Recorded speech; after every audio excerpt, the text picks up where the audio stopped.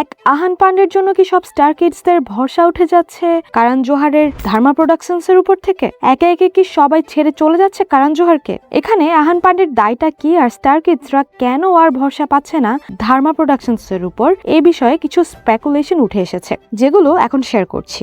বলিউডের অন্দরে কান পাতলে এখন একটাই গুঞ্জন, যাদের হাত ধরে ধার্মার দাপট ছিল সেই নেপো ফ্যামিলিগুলোই এখন রিসেট বাটন চাপছে। শোনা যাচ্ছে ধার্মা প্রোডাকশনসের নির্ভরযোগ্য মুখ জাহ্নবী কাপুর এখন আর কোনো নতুন প্রজেক্টে সাইন করছেন না, শুধু বর্তমান কাজগুলো শেষ করেই তিনি বিরতি নেবেন। অন্যদিকে জিগরা সিনেমার ব্যর্থতার পর আলিয়া ভাটও নাকি তার দীর্ঘদিনের সম্পর্ক পুনর্বিবেচনা করছে।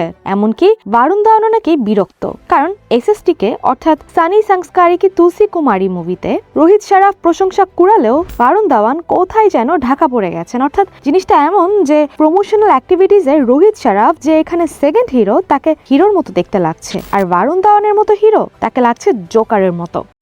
ইউজুয়ালি সব স্টার কিডসরা ধার্মা প্রোডাকশনসের ব্যানারে কারণ জোহার নিজেই লঞ্চ করলেও সেগুলোতে দেখা যায় যে শুরুতে একটা মিক্স রিঅ্যাকশন থাকে, নইলে তাদের গ্রুমিং ভালো হয় না, বা তাদের পিআর অ্যাক্টিভিটিস এমন থাকে যে তাদের নিয়ে সবাই হাসাহাসি করে কিংবা ট্রোলও করে। কিন্তু আহান পান্ডে ধার্মা প্রোডাকশনসের ব্যানারে লঞ্চ না হয়ে ইয়াশ রাজ ফিল্মসের ব্যানারে লঞ্চ হয়ে যে ধামাকা ক্রিয়েট করেছে এবং তার পার্সোনালিটি যে লেভেলে বিল্ড আপ করেছে, এটা দেখে হয়তো অনেক স্টার প্যারেন্টসরাই অবাক যে কারণ জোহার তাহলে কি করেছিল তাদের ছেলে মেয়ের সাথে।